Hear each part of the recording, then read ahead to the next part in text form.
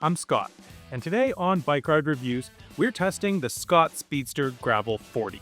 Compared to its endurance road sibling, the Speedster Gravel has wider tires and geometry that's optimized more for comfort and stability. Scott says the Speedster Gravel is the perfect companion for all-day off-road rides. So let's find out how this bike performs and how it stacks up against the competition. Unboxing was easy. The box opens at the side, and everything slides out on a cardboard tray. The accessory kit includes user manuals, QR codes linked to assembly videos, and a toolkit with everything needed for assembly or on-the-fly repairs. Scott includes some nice extras like a chain tool, tire pouches, and a 5 Nm torque limiter for the little ratchet wrench. The bike arrived with the bars and stem attached, so I only had to install the seat post and front wheel. Our test bike was properly tuned right out of the box. Components were greased, wheels ran true, shifting was indexed, and the brakes did not rub. The Speedster Gravel line has been around for a few years. The 2025 line offers 4 tiers of build from the Team at the top to the 30 at the bottom.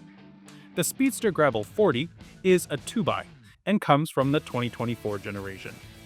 In the past, the Speedster Gravel 40 sat below the 40 EQ and above the 50 and 60. Scott doesn't list those 3 other builds anymore, but you might still see them offered by some retailers. The Speedster Gravel 40 only comes in this color, but it's available in 7 sizes, from extra small to extra large. I think the dark Mastafora gray with gold accents looks great. The bike has an aluminum frame and fork, and weighs 25.13 pounds in the large size. Has a weight capacity of 265 pounds. The Speedster Gravel 40 rolls on aluminum Race X25 disc rims from Scott's in-house component brand, Synchros.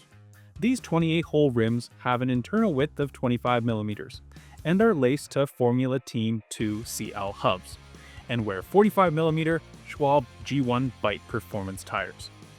On this bike, these tires are tube only, which is a real shame, as the aftermarket version is tubeless ready. Weighing 2,050 grams, the wheel set is one area where you could cut some weight from this bike, especially if you want to run narrower rims and tires for higher speeds on the road. The group set is 2x10 Shimano Tiagra, with Tiagra 4700 shifters and derailleurs, a 50-34 crank set, and an 11-34 tooth Shimano cassette. This combination provides gearing ratios from 1 to 4.55. That lowest gears 1:1 ratio is okay for moderate climbs, but steeper off-road climbs will require getting out of the saddle, which isn't ideal if you're trying to maintain traction on a loose or wet surface. Braking is handled by Shimano BR RS305 mechanical disc brakes, with center lock 160mm rotors. The cockpit includes a Synchros Creston 2.0 alloy handlebar and a 103mm stem. Cables enter the frame below the stem and are fully internal from that point. This gives the Speedster Gravel a clean look and protects the cables, but it complicates servicing. The Gravel 40 also comes with a Synchros Tofino regular 2.5 endurance saddle. With bento bag mounts on the top tube, a pair of bottle cage mounts on the seat tube, 3 bosses on the down tube, and another pair under the down tube, the Speedster Gravel is nicely set up for bike packing.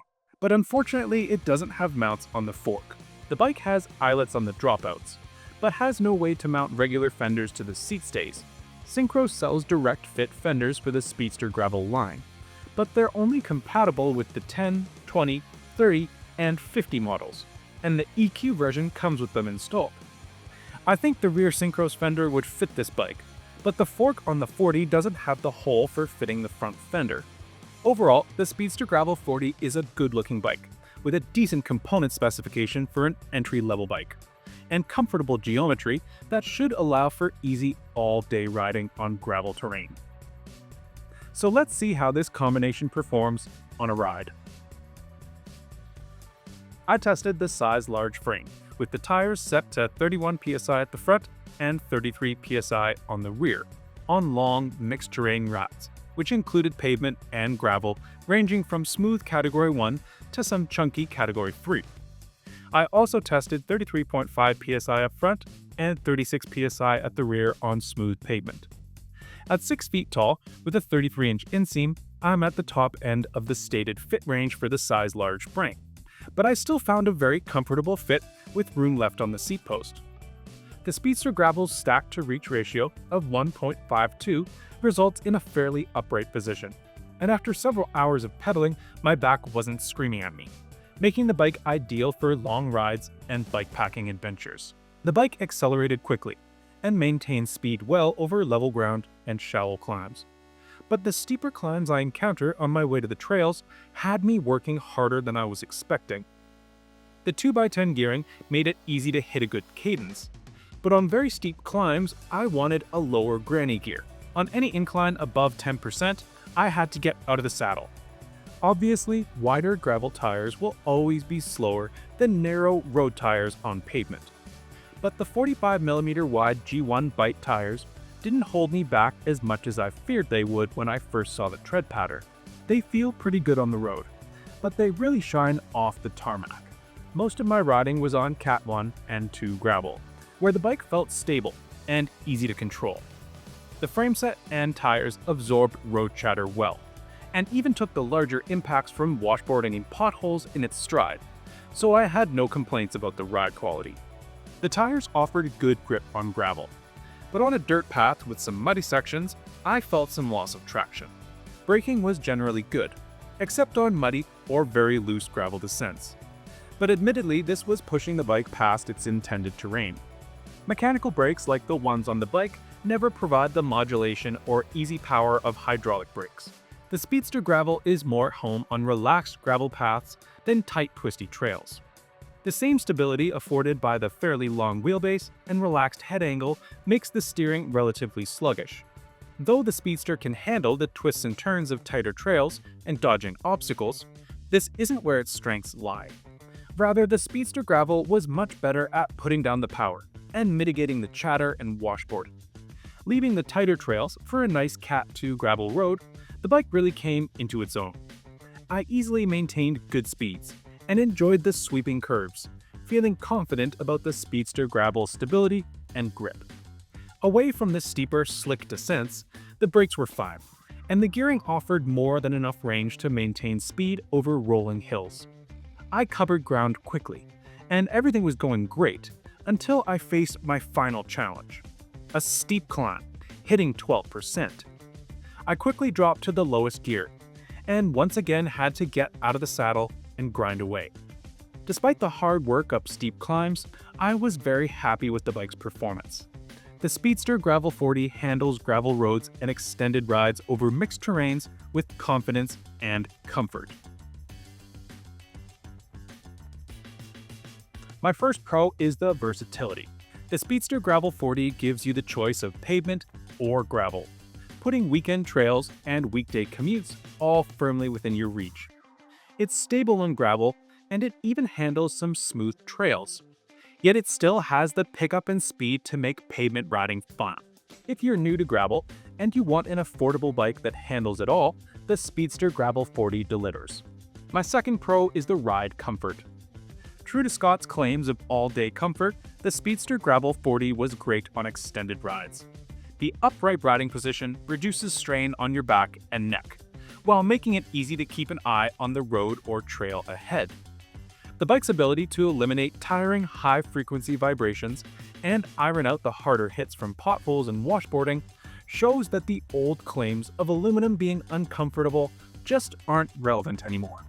My first con is the gearing ratio. The 50 to 34 tooth cranks and 11 to 34 tooth cassette left me grinding hard upgrades that exceeded 10%. For bikepacking, you'd probably want a bigger first gear. Unfortunately, the Speedster's Tiagra rear derailleur is already at its official gearing limit, so running a bigger cassette would require upgrading the derailleur. Fortunately, the Tiagra shifter is compatible with the RX 400 derailleur from Shimano's GRX range, which officially supports a 36-tooth first gear at the back in 2x, though many report it working up to 42-tooth. However, competitors to this bike, like the Specialized Diverge 3 alloy, combine a 46, 32-tooth chain set with an 11 to 39-tooth cassette for much easier climbing, and only a slight reduction in top speed. While the Speedster Gravel 40 is fairly well appointed, the lack of hydraulic brakes is a disappointment. Alternatives such as the Canyon Grizzle, Specialized Diverge 3 alloy, and even Scott's own Speedster Gravel 30 offer hydraulic brakes and a carbon fork at around the same price. The Scott Speedster Gravel 40 delivers solid performance as a versatile entry-level gravel bike. It blends road bike efficiency with gravel capability, making it a strong choice for riders who want one bike for off-road adventures and relatively fast road rides. This bike excels at what it was designed for. The comfortable geometry kept me fresh on long rides. On Cat 2 gravel and shallow climbs, the bike was smooth and stable. The 45mm Schwalbe G1 bike tires provided good grip on loose terrain and good speed on tarmac. This model is seemingly off the lineup for 2025, and the Speedster Gravel 30 is available at just $100 more, with hydraulic disc brakes, a lower granny gear, and a carbon fork, solving many of the complaints that I had with our test bike. The only other complaint is the non-tubeless tires. Now, I appreciate that Scott needs to keep the costs down, but this is a gravel bike, and frankly, who's running tubes off-road? Given the huge reduction in punctures that are provided by running tubeless, this bike really should come tubeless compatible, if not tubeless ready. Despite these few shortcomings, the Speedster Gravel 40 performs well. So if you're new to gravel and prioritize comfort over outright off-road capability, the currently available Speedster Gravel 30 will serve you well on mixed surfaces and light trails. What do you think about my review of the Speedster Gravel? Does it match your needs for a gravel bike? Let me know down in the comments. And if you're riding one of the Speedster gravel bikes, I want to hear how you like it. If you want to know more about other great gravel bikes, check out bikeride.com. We have hundreds of bike reviews and our best bike lists, making it easy to find the best bikes in any category. Plus, you can find cycling events near you to try out your new ride, learn to keep it in top condition with our maintenance guides, and chat with other riders around the world in our forums. I'm Scott with Bike Ride, and I want to thank you for joining me today. I hope to see you again for our next review.